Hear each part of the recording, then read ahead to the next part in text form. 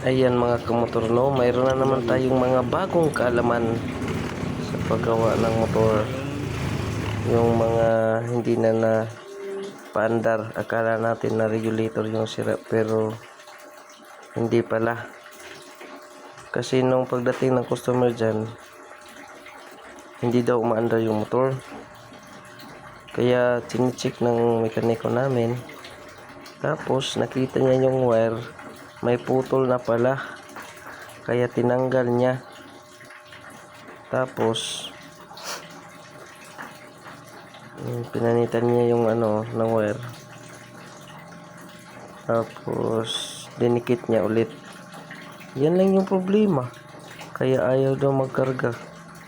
Kaya pala hindi magkarga yung regulator niya. Akala natin regulator na yung problema kasi di-discharge yung baterya bago yung baterya nila. Yan na-check na namin, naging 13 volts na yung pag-andar ng motor. Thank you for watching.